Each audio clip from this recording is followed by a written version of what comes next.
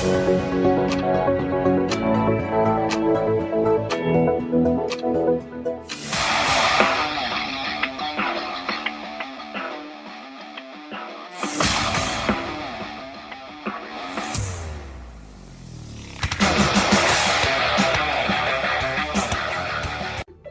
said you can't teach an old dog new tricks? Hi, I'm Gail Rubenstein, the founder and CEO of Retail Resilient. We teach car dealers all over the country how to sell more cars and make more money using social media platforms. Like I said, who says you can't teach an old dog new tricks? Check us out at retailresilient.com or send us a message in the chat bar on the AutoHub show. This is Barry Jordan from whitegloveperformancegroup.com. I'd like to take a few moments of your time to share how we can make you more profitable. Dealerships all over North America are using our cloud-based power dialing platform, Touchpoint, to manage their outbound sales-generating phone calls. With Touchpoint, your agents can make up to 50 calls an hour. Leave a voicemail, send an email with a link to a video or to your website, all with a click of the mouse. We specialize in empowering your teams to make the calls that make the sales. How can Touchpoint help you increase profit? Check us out, whitegloveperformancegroup.com. Hi everyone, I'm John Latka from Automotive Business Solutions, where we help dealerships build more productive and proactive by appointment sales cultures through our Performance Management Partnership Program.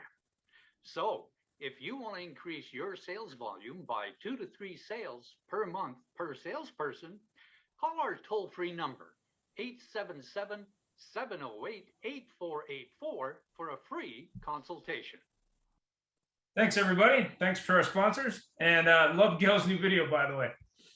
A couple of books, Old Retail, New Retail, What the Bleep, Luxury Retail and Digital Management, and Resurrecting Retail. So these are basically more generic books, but really I felt when you look at retail and customer experience and the new normal, you really got to look outside auto for ideas.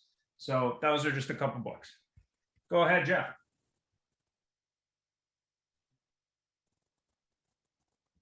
You're muted, man. Jeff. I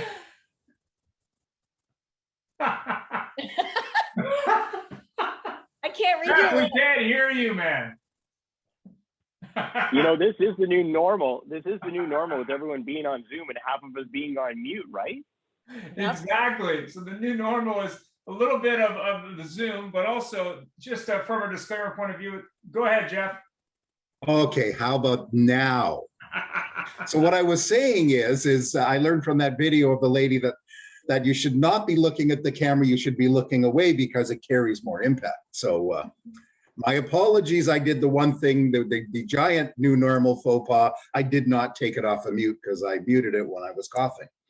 So anyways, good morning and welcome. And just a quick disclaimer that the views and opinions expressed on this show are those of our guest speakers and guests, do not necessarily reflect the official policy or position of the AutoHub show or Ian Nethercott or Jeff Polo or anybody else associated with us.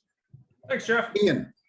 And now we're doing the new normal in retail. So that's the focus of the show. We have 3 exciting guests. Go ahead, Jeff. Well, we shall interview our guests, and luckily enough today we have nobody new, so they're all familiar to everybody. Our first guest we haven't seen in at least 1 week is Sue Finneran, who's the Super Sue Finneran, the faculty member at the Automotive Business School of Canada, former dealer at Finneran Hyundai in Courtenay, BC, which of those who don't know where it is, it's that way. And Sue, introduce yourself, and we'd like you to share a story of an old normal versus a new normal, please. Well, good morning. Awesome to be here 2 weeks in a row. How lucky am I? Anyway, so obviously I'm a PhD or was a PhD, a dealer kid. Papa has a dealership and worked in General Motors. We had a General Motors store. And then of course, when everything hit the fan, we became Hyundai. And so was in the Hyundai business and I got bored. I wasn't having fun anymore. So I decided to get out and some of the things we're going to talk about today led to that decision. And I'm at the Automotive Business School of Canada and I'm having a blast. So thrilled to be here. One thing that's really different and when we talk about, because now I get to teach all of the new up and coming great people in this business. And that is work-life balance and the way that, you know, they perceive work. When I went to work in the automotive business, we worked bell to bell. You worked 6-7 days a week. You didn't take a holiday. The car business was your life. And it's not like that anymore. Today, work-life balance is huge and family is massive, and it's just a different time. So there you go. Well, thank you. And that's very true. We've actually talked about this before, that the old car business was the fact that your life was there and you got celebrated to close up the store at 11:30 at night because you did that one delivery, because you forced somebody to stay there even though they didn't want to, and deliver the car. So thank you very much for that comment. Secondly, we have our fantastic platinum sponsor, Gail Rubenstein, founder and CEO. I'm going to say it this time officially. It's the I Am Retail Resilient. And we call her our platinum sponsor, but a Facebook maven. And she's from somewhere near New York City, because every time I look her up on LinkedIn, it'll say Pennsylvania, it'll say New York City area, it'll say Hushka Bajushki somewhere else. Gail, say hi and please share something from you from a new normal versus an old normal. Okay. Hi, everyone. I'm Gail, for those of you that don't know me. Before I talk about new normal versus old normal, my new normal in my personal life, I became an American citizen on Saturday.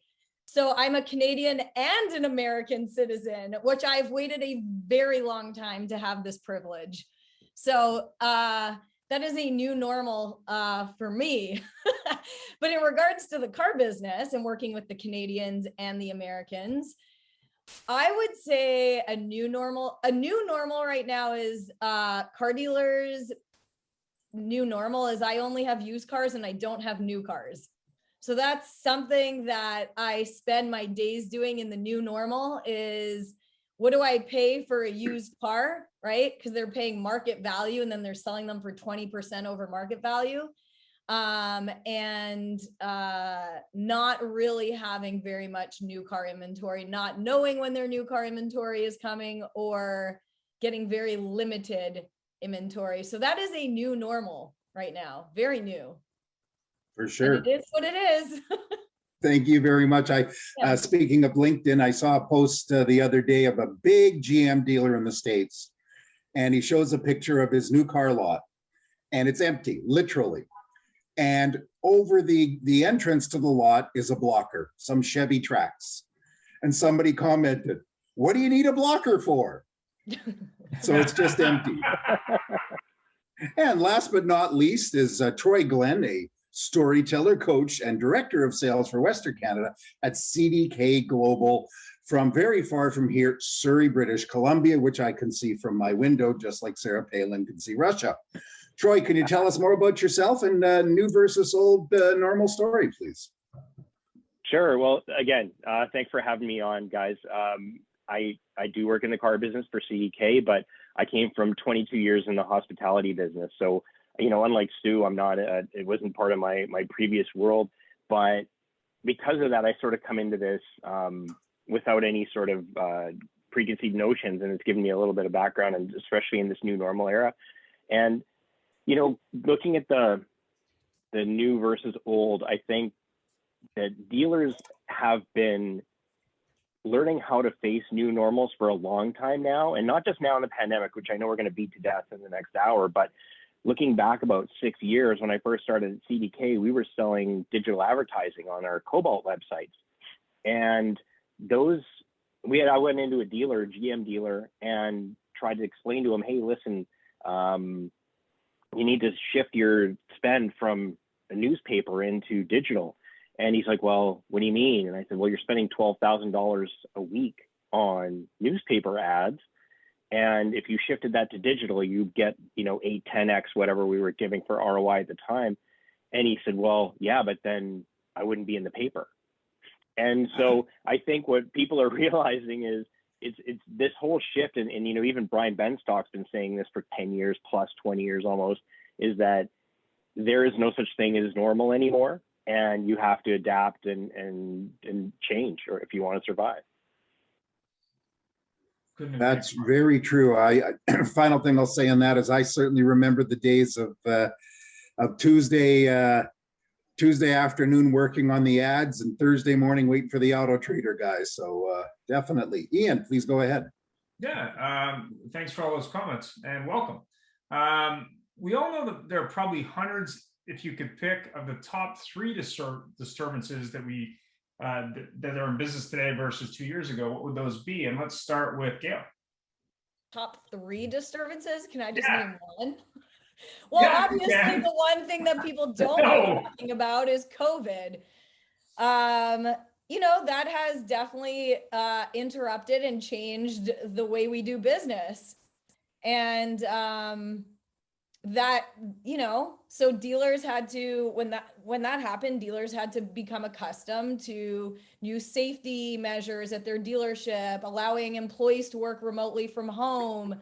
And that was a huge disruption for them. I mean, we had plenty of dealers call us and ask us, what do I do? What is my process? How do I sell cars during a pandemic? So that was a very big disruption. Am I supposed to give you 3 or can I just give you 1? You can just give us one if you like, but if you want to give more than one, I'll stick with that one because it has altered the way our clients operate their dealerships. And it has drastically changed a lot of the things that they do. And we've kind of helped them walk through new processes, new procedures, new ways of doing business. But it kind of falls in landscape with digital retailing, right? Digital retailing was already a thing, but the minute COVID hit, it was like, okay, now I'm really going to do something about it. So that was a huge disruption for them. Fantastic. Troy? Well, I mean, to piggyback off that, obviously COVID bringing people kicking and screaming, whether they want to or not, into the digital world to sell their vehicles. But, you know, we used to have, and there's, in the car business, for those that don't know, there's not just 12 months, sometimes there's 13 months. But the reality is it's not even months at all. It's tire season, spring clear out, new model launch, truck month, back to school, year-end blowout. Those are the seasons that really affect car dealers, but those don't exist anymore. I mean, given the fact that there's no new car inventory, we haven't seen any of those big OEM pushes right now. So I think, interestingly enough, the whole pandemic situation has really disrupted the way that even dealers market. And now they're looking more to folks like, you know, Gail's organization, because it's not about the traditional, you know, way of doing it. It's all been upended now. I actually have a question for you, Troy. Is one thing that I predict will never change. There's actually 13 seasons, 12 month-end panic and 1 year-end panic. Will that ever change? Month-end panic every month, Jeff. You know, every month. Yeah, the 30th, everyone trying to close deals. I mean, we're in the same boat. That's just the nature of the business. But, you know, the other one too that I had, since we were supposed to pick 3, I'll take a couple more. Ride sharing, and Amazon. So a friend of mine at a dealership, their biggest customers right now are new Uber and Lyft drivers, and they're not selling cars to first-time car buyers as much. They're seeing that the 22 to 26-year-old person that's coming in to buy their first vehicle isn't coming in anymore. But they are seeing a massive upswing in people trying to lease or purchase vehicles for use in auto sharing. And that's also a consumer drift where we're seeing people getting out of the car market as well, because it's so inexpensive to take an Uber versus insuring a car, Jeff, especially in BC, as you know. But the other side of that is Amazon. So another colleague of mine went to work for Mercedes-Benz, and his whole specialty was sprinters.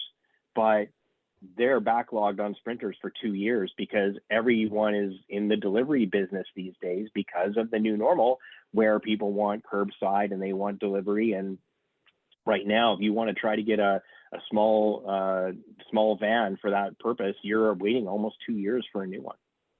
Wow. Sue? Well, one that bureaucratic influences. So, you know, things like the CERB, and then down in the States of whatever you call it, Gail, where they've paid a lot of our employees to not be there. And I talked to a lot of people, and they're trying to get their people back, and they're going, well, why would I? Yep. The income, it's Sue, in the States, the income's the same way, same thing. Yeah, it's that's been a big influence for a lot of staffing, obviously, and also social influence. And we're just starting to see it, and not necessarily because of COVID, but just social influence. So whether it's the environment, we've got, I live on Vancouver Island, and we're pretty green over here. And, people saying now, well, how can people drive pickup trucks? They don't use them. And so kind of people starting to shame people's choices in cars. And, that's going to be something that's up and coming. Kids don't love cars like we did. And I think part of that is because, our dads worked on the cars in the driveway. We went and we would help, give them a wrench or whatever it was. And so we grew up to learn to love cars, really. We got to sit on his seat and drive, whereas now you would never do that. Can you imagine? Really. And so they haven't developed that same passion that a lot of us did for the automobile. And they don't go out and get their driver's license on their 16th birthday. They're getting it because their parents are tired of driving them around at 19 or whatever it is. People live at home longer, so they don't necessarily need their own car. It's just, there's a lot of change and different things to think of. Well, it's funny that both you and Troy mentioned that about the younger kids. I mean, when you live in a bigger city here in Vancouver, we're actually discovering what people in New York and Philadelphia and very likely Boston or even Toronto knew a long time ago, that you don't need a car. And I have one daughter that got her license at 16, and the other one who's in her 20s still has no interest in driving. So that's because they've got trains and Ubers and everything else. So, we've all talked about how the world's been turned upside down, and then we got pandemics and staff purges and government subsidies and customer demand for cars that nobody ever dreamed, and lack of chips. Is there such a thing as a normal anymore? And will there be a normal? And Sue, you're staring right at me, I can see, so please answer that one. Will there be a normal? Well, I guess our normal will just change. One thing I love about car dealers in general is they're extremely, for the most part, very resilient. And they find ways around issues very, very quickly, well, because they have to. And so, our normal is constantly changing. I think it's changing a lot faster than it did before.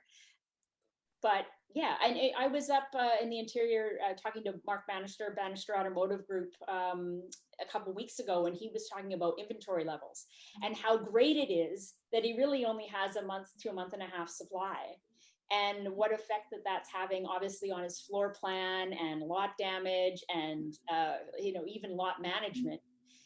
And that, we'll get used to having, hopefully we'll get used to having lower levels of inventory as we train our customers to factory order. And, that will be a big shift. I think that will become part of the new normal.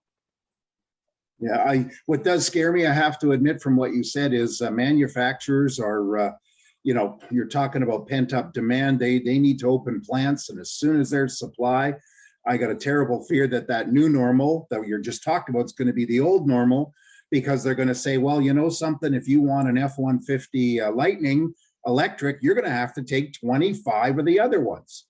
And they're going to do it. And we're going to be back to the old way. Maybe I'm wrong. Gail, what's your opinion on this? I need you to give me 5 examples now. 5 examples. No, I'm on the same page. I'm like, do I have to give 3 examples? I feel like I'm taking a test. I'm on the same page as Sue. If I was still a sales manager at a dealership today, I would really enjoy working because the cash flow is better. There's less inventory. It's turning faster. I would be getting floor plan credits. My grosses would be higher for sure. Like all of my dealers right now have huge front and back end grosses because the supply and demand. And I very much agree with Sue's comment about car dealers being resilient. So the reason why our company is actually named Retail Resilient is it came from that. So being in the car world for 25 years, I was like, these guys are the most resilient people I have ever met in my life. When something gets thrown in their way, they don't care. They'll find a way to sell. Like the world could be ending and a car dealer would find a way to stay in business. They just would. So I think it's fascinating watching them because they're really good at I call it the pivot. Like, it's like, bam, they get hit with something and they pivot and they'll keep doing it and keep doing it. Car dealers are just like, it's in their blood, I think. They're just born that way. So I'm very much on the same page with Sue here.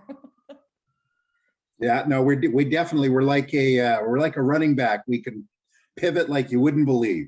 Right. Troy, your input on this. You know, yeah, so I'm going to offer a little bit of a different perspective here. So there's that whole quote that's incorrectly, I think, attributed to Darwin, which is not the strongest of the species that survive or the most intelligent, but the ones that are most responsive to change. And to Gail's point, dealers have just been mashed with change quite a bit, and some of them haven't resist or bounced back as well.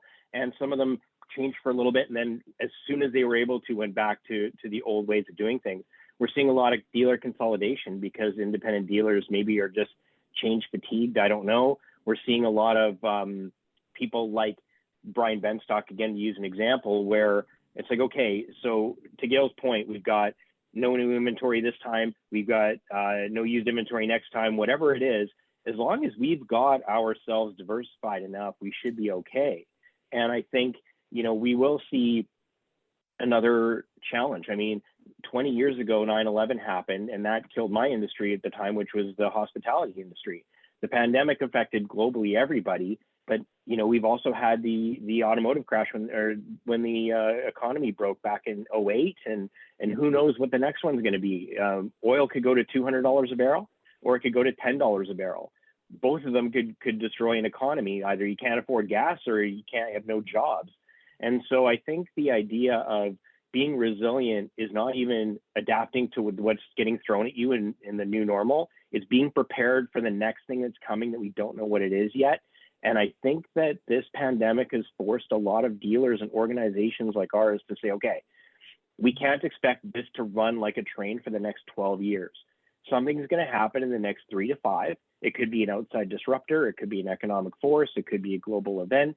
But whatever it is, something's going to happen. And if we're sort of stable and ready to handle that, we'll be good. Yeah, thank you. And actually, you brought up something too that's a new normal I have to think of, as you mentioned, Brian Benstock.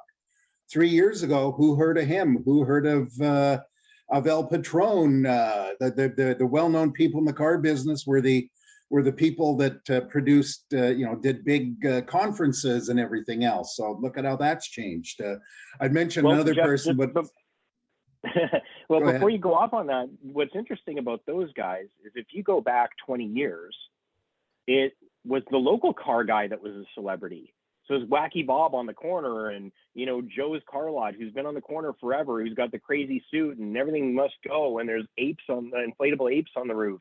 Brian Benstock and El Patron and some of these other influencers, I guess, are the new sort of celebrities in our business because they're showing the way how to do business versus just trying to make the most noise. Yeah, it's very true. I actually took a seminar at a convention I went to, and it said, "What's the real cost of that gorilla on the roof?" Turned out it was a lot of money. Ian. With the growth of online sales and home deliveries, do you think the new currency will be able to support the dealership mega buildings that are in fashion today? These, Taj Mahals that everyone seems to be building. What do you think, Sue? Well, one of the reasons of my 150 to get out of retail was that I was looking at having to build a new building. And so when you're looking at spending, millions of dollars, and I'm looking at my age and where I'm at, et cetera, and and I was looking forward, are you 10 years? Are we 15 years? I've been out of retail for 3 years now. And looking forward 10 years, I'm going, is that building going to have the same value that it has today? And what purpose will it serve if it's not a car dealership? I believe that we won't need the big buildings that we have. Although, you know, millions of dealer groups can't be wrong because they're still out building them like crazy. But is that the manufacturer's influence still? I don't know. But what will we use all of these buildings and facilities for is what I'm curious about. Well, there's a couple different ones that you should take a look at. Number one, if you're ever in Seattle, there's the Honda Toyota in the same building location downtown, which is kind of interesting. I think it's the only one I've ever seen where they're in the same building, same service drive right next to each other. It's kind of interesting. The other one that just got built in Toronto is the Downtown Auto Group, where they put, I think, 6 or 8 stores in one building. It just opened, I think, last weekend, which is a massive development, but I think it's all the franchises in one place. So it's kind of interesting to see that happen. And I know it's also been the case in other big cities, including, I think there's one in LA that was like 12 or 13 stores in one building too. So I think that the new model is less floor space in terms of parking lot and more consolidation, which is more the European model. So I think that's really interesting. Gail, what do you think? Brick and mortar is interesting, and having those buildings. I mean, we operate we have just over 10 full-time employees now at Retail Resilient, and everyone said, well, are you going to get an office building? Get an office building. And I said, why? We all work 100% remotely. And we teach our clients we literally teach car dealers how to operate remotely. So using social media channels and incorporating them into their process so that their people can work from home, and they can dial in through VPN networks, and they can sell from home, and they can. So I'm not a huge fan of, you know, people investing in these big brick and mortar buildings. I don't think they're needed. I think the cost of overhead is just absolutely, I think it's astronomical. And I think businesses in general, whether they're auto dealers or any business, can operate more efficiently and have a better cash flow if they think outside of the box. And I don't think in the box is in a dealership anymore. So that's just my personal opinion. Yeah, I actually was visiting a dealership a couple of years ago. They just sold used vehicles. They have no physical lot. They sell out of an office tower in a nondescript area of Edmonton, and everything is an order item. And this was pre-pandemic. I mean, look at Carvana. Yeah. Carvana's a fantastic business model, and they have, you know, their gumball machines in set locations. People order online, the cars are shipped, they go where they go. But they don't need, you know, big, massive, they have them in certain locations, but I mean, they service the whole country. They don't need that many buildings to store cars to service the whole country. But I don't know. Well, you know, a great example too is Tesla, which is selling like hotcakes and growing like a weed. Their showrooms are, you know, all the ones I've seen, the biggest one I ever saw was 3 cars. And, you know, that's certainly a change on that. And, you know, I think dealers that are putting multiple franchises under one roof is a great way of doing it. And then we have examples of dealers. One here built a 200,000 square foot Toyota store, and they got room for a sushi parlor there. And but boy, that's a lot of money to pay for. Yeah. So moving right along. Sorry, Ian, you had something? Troy hasn't answered yet. It's okay. That's all right. You know, again, a lot of it's already been said. We're going to see, I think, multiple OEMs under one roof in some cases. But, you know, that building that Jeff was talking about, that group owns 26 stores. A single mom and pop is not going to be able to get their Toyota and Honda under one roof because they have no influence with the OEMs at that volume. The larger dealer groups will. So it's kind of it's going to be a select club that are going to be able to consolidate like that. But I think the building of the new ones, especially in Canada, we don't have dealers that do the volume. Like some, you know, even mid-range dealers in the US selling 2,000 cars a month. They need a big building because they have 80 salespeople on the floor and 40 F&I offices and you know, 18 people working in accounting. Those are required for that volume. But I think as the sort of distribution model changes a little bit, we'll see less and less of that for sure. Thanks, Troy. Yeah. Thank you. Troy, my apologies. I forgot all about you there for a moment, but that's okay. I'm doing what we always accuse people of doing, is being 3 steps ahead of myself. So this is the speed round. So old normal or new normal, Troy, lead responses. I wish it was newer than it is. Still too old for its own good, but changing every day. Why? You know, I'm looking for a car right now, and I went online to price configure, and I got a call within 90 seconds. That was great. I sent an email to another dealership. I didn't get a response at all for 2 days, and the email response was, "Hey, call me at the store." So there's a lot of work to be done out there. Thank you. Gail, SEM, SEO, new normal, old normal. One question. So some SEM, SEO, like digital retailing, and I don't know, some of it's new normal, some of it's old. Some dealers are more advanced than others. Some are living in like the 1980s. I feel like it's new and old.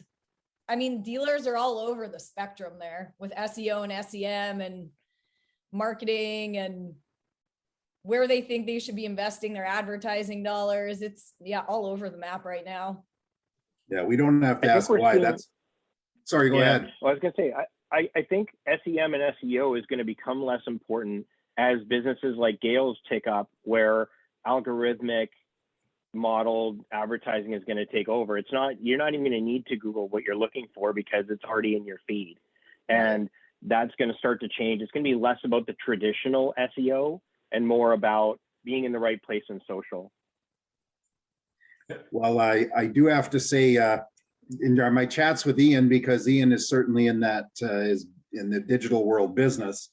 And as soon as you mention the word algorithmic to it, most dealers, they're gone. As soon as your presentation says algorithmic, they're gone. It's so true, Troy. It is, everything we do is for dealers is based on an algorithm. Everything. It's based on the Instagram, LinkedIn, Facebook, you know, everything algorithm. And it's so bullseye targeted and cookied that Facebook knows everything everyone does. Their ad, like the cars right in the front of that person's face all the time. Yeah. Well, you made a good point there, Jill. Yeah. I'm looking at Troy and I see he's sitting in a white gaming chair. And I'm sitting in well, you can't see it. I just bought a chair. Nice. You can't see it, it's dead. But I just bought a chair and I looked one place for a chair. My Facebook has more chairs now than I could imagine. It's just ridiculous. Yep. So Sue, old or new normal? Can I ask a question on that? You can ask anything you want. To your point, do you think that there might almost be overload, that we might have that happen where people just start kind of ignoring because of exactly what you just said? Like I looked for a C-Class Mercedes, all of a sudden 16 vendors, Zoom, Vroom, Carvana's hitting my social network. I'm just going to be immune to it. Do you think we could go to that extreme? Well, when you look at metrics, and it's interesting because I look at metrics with real dealer websites every day. It's always interesting when you look at organic, you look at advertise, and then you look at by advertiser. And the thing that's really interesting, specifically using Facebook as an example, is the return on that investment of ad spend. I'm not saying other things, but just ad spend on Facebook. I mean, you really have to be constantly looking at what you're doing there, because when you look at the amount of traffic trying to catch people to buy something versus someone searching or someone actually actively having a conversation, it's vastly different. I mean, I have conversations every single day with dealers where they're going, okay, I'm spending all this money on Facebook, but I'm only getting XYZ amount of leads. Well, what are you advertising? Like a lot of them don't really think enough about, okay, well, what's the mindset of that person who they're trying to convert? Like what's the mindset? Are they hanging out on Facebook doing whatever and they're seeing a bunch of ads for cars? That's not really someone necessarily in the market for a car. So it's not blaming Facebook. I mean, they're still getting some result, but it's a question of where are you spending those dollars to get those consumers that are actually actively looking versus just throwing money, which I think in a lot of cases dealers are doing, which is what they did with newspapers. So it's not new behavior, it's just digital. Stephen, what's interesting about your comment, I find that very interesting because I live on Facebook doing ads for car dealers 12 hours a day with our whole team. So what I find fascinating is Facebook has like 3 columns, and you can go into the 3rd column and tell them, I only want my ad served to people that are like real deep in the sales cycle. So they've already been cookied for looking for financing for a car. They've already been cookied for reaching out to a dealership. So I kind of teach these dealers, hey, so shift away from, like, if you really want buyers, shift your money away from that, VDP traffic, and go to the people that are ready to buy, which is one thing a lot of car dealers don't know how to do. Like, they hire these marketing agencies, give them like loads of money, and then they don't know where it goes. And I'm like, let me show you, because there is a way to cookie those people that are way deeper in the sales cycle. But I think, to your point, yeah, at some point there are people that are going to get annoyed and be like, no, I'm going to shut this off. Like, I don't want to see 16 Mercedes ads. So I'm going to how you could unfollow or put someone on snooze for 30 days. Like, there's people I put on snooze for 30 days because I don't want to look at the stuff anymore. I'm like, oh my God, this is so I'm aware annoying. of that, Gail. You snooze? No, okay. I didn't snooze. I think it's all about having the right person advising you on the spend. I mean, if you have a budget of $100 and you're spending $90 on something that's got 0 result, why are you continuing to do that? You really need to look at better ways to get that ROI. I mean, I've always been a fan of Google for that reason, but there's other ways to do that. I mean, you've got to look at what's the best for your market. I mean, that person searching for a car, and to Gail's point, farther down the funnel is a much better person than someone who's just hanging out, who's not even in the market at all. They're just seeing ads, right? Yeah. So as a car dealer, it's important to know the difference. And I would say 90% of our clients didn't know until I taught it to them. Exactly. They're like, oh, I had no clue. Yeah. So Facebook will take your money, don't worry. Oh yeah, they will suck your money. They will take it all. Mark Zuckerberg is a smart man. Troy.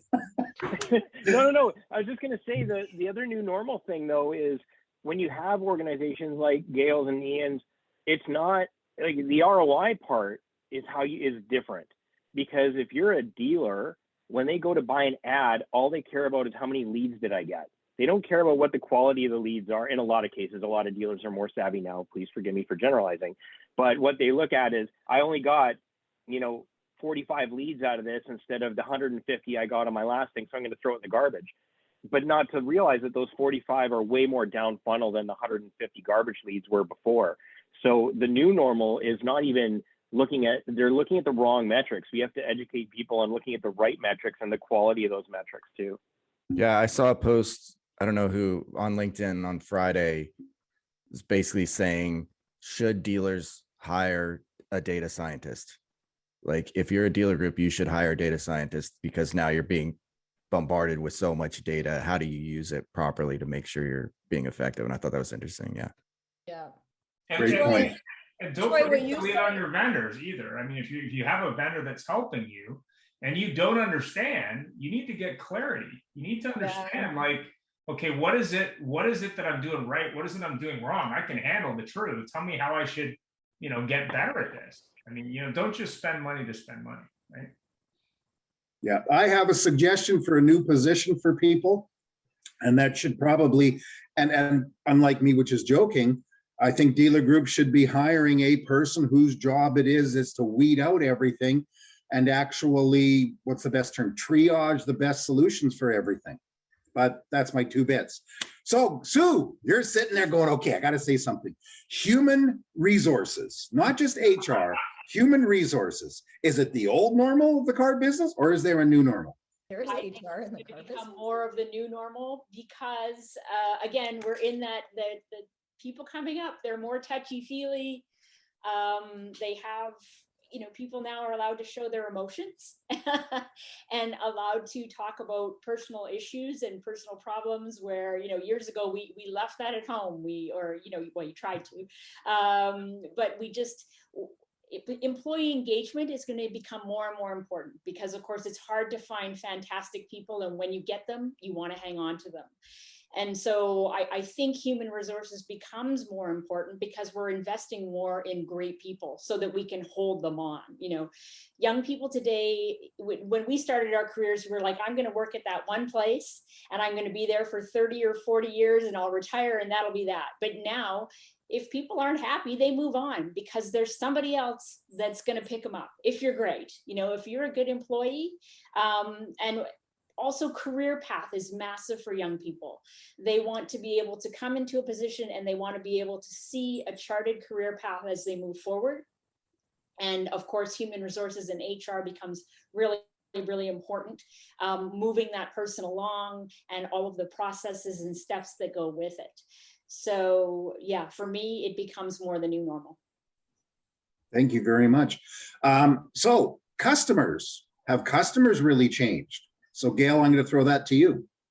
Yeah, customers have changed drastically in terms of their buying behavior. I mean, oh my God, how they like to buy, doing everything online, how they want to be treated, how they want VIP service, how they don't want to be bothered by the car dealer, the whole, like, I want to go in. So I like to go in and shop for a car and drive it. But I'm in the car business. And I think, you know, when I survey my friends who ask me about this all the time, they're like, no, I don't want to go to the car dealer. I want to go online. I want to buy my car. I want to get the deal done. And I don't want to talk to anyone because I don't like them. And I just don't want to deal with them. I want everything online with the price and the paperwork and everything. And that's just, I mean, to them, that's normal. To me, the normal is you go in, you talk to the guy, you have a cup of coffee with him, but it's a different perspective for being in the business and for being in the business for a long time. So, digital retailing is totally the new normal. And I feel like that's the way it is. The old school days are gone.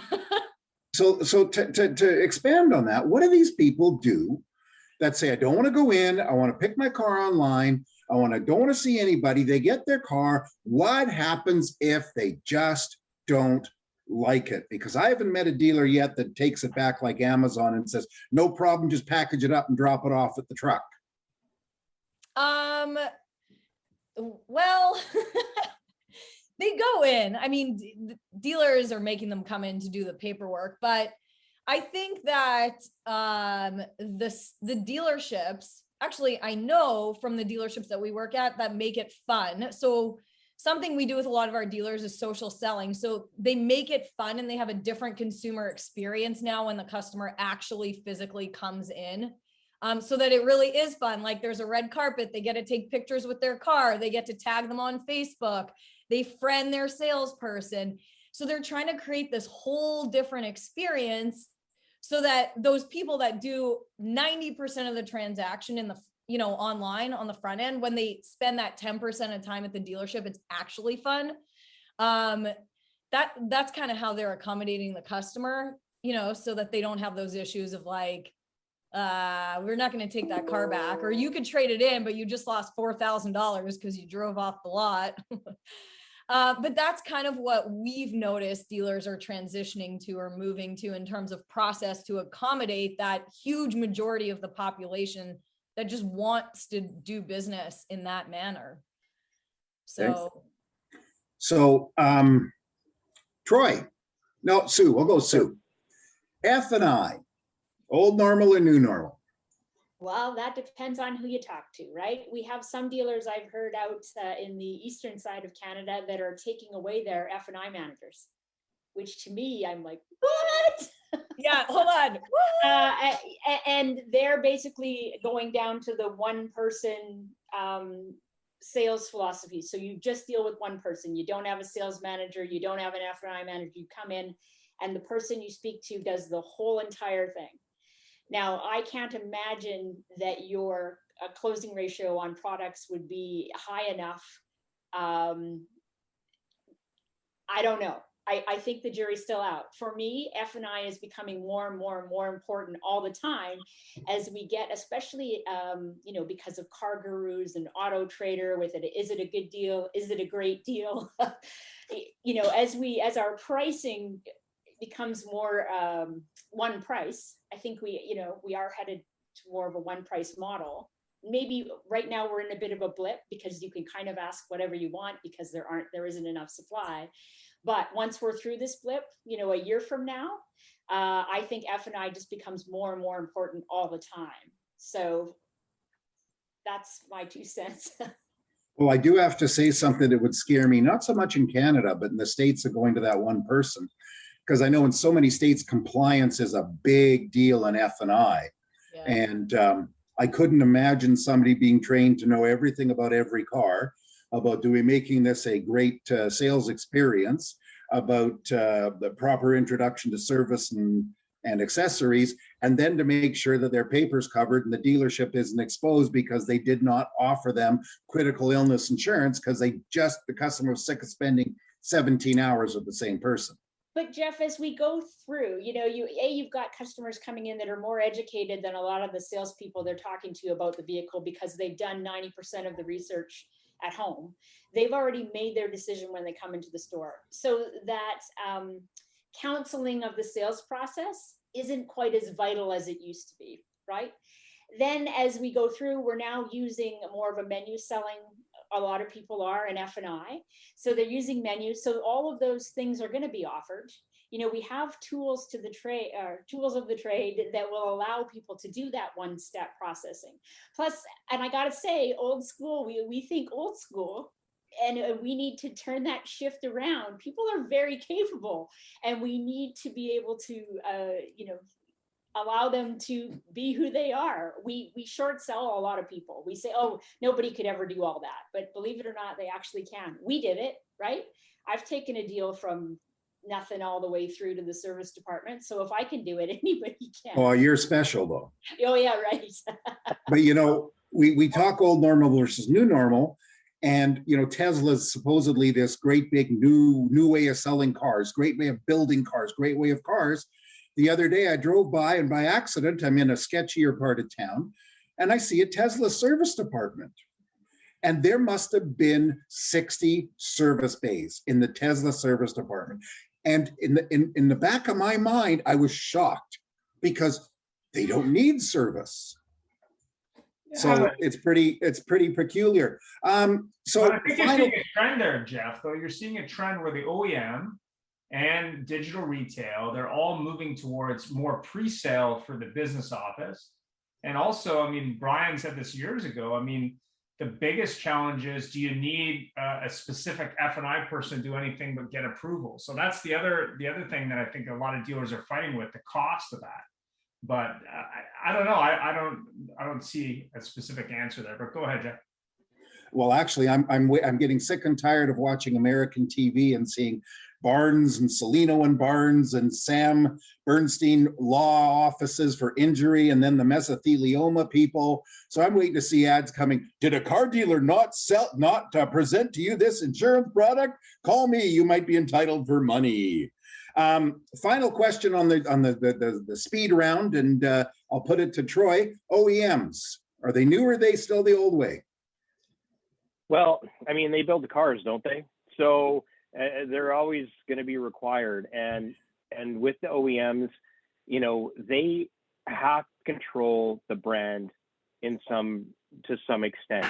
I mean, when websites first came out, some of the stuff that dealers were throwing on the internet was just incredible, and not in a good way. I think if an OEM or a dealer is putting X amount of money back into OEM marketing, and then that OEM marketing is getting flushed down the toilet because the dealer thinks they can do a better job of selling through their website, it's different. I think there's always going to be a place for the OEM. The OEM controlling things like you know, allotments and stuff like that, especially now with inventories. While they still have the control, they have to have the responsibility. And lastly, You know, should OEMs be saying you need to build a building that's triple the size or have a drive-through service bay or all that stuff? I think they need to have a little more latitude with regard to where the market is. Like, can a place like Courtney, does it need to have 3 drive-in service bays, and does it have to have, you know, X amount of square feet, and does it have to totally refurb the whole front end to make it look compliant? I'm not so sure. Downtown Toronto, downtown New York, maybe different story, but ultimately the OEMs build the cars. There's always going to be a place for them until people can start building their own. I got a good laugh when you said something there. I suddenly, the picture of Oprah popped in my mind, and there's a regional manager going, "You get a car, and you get a car, and you get a car." Ian, now. Well, Sorry? Yeah, Ian said it best though. It's like, if you want the really good one, you know, you have to take 15 of the not so good ones, right? And that's where the problem is sometimes I think there's a little bit too much control in that regard, but you know. And last question is, what's your predictions as we move into, I guess, 2022? Do you think all this stuff's going to remain and trend, or do you think there's going to be some pushback from dealers? Whoever wants to answer. Come on, well, somebody. My prediction, sort of what's the new normal, is I think over the next 1 to 5 years and beyond, we're going to see more and more consolidation. We're going to see a lot of independent dealers and small groups selling out to slightly larger groups or large corporations. And you know, Sue said it last week, there's less and less independent single point stores out there. I think we'll see more corporations because in the tighter profit margins on the front end, they can survive because of volume. They can consolidate used inventory amongst all their dealerships.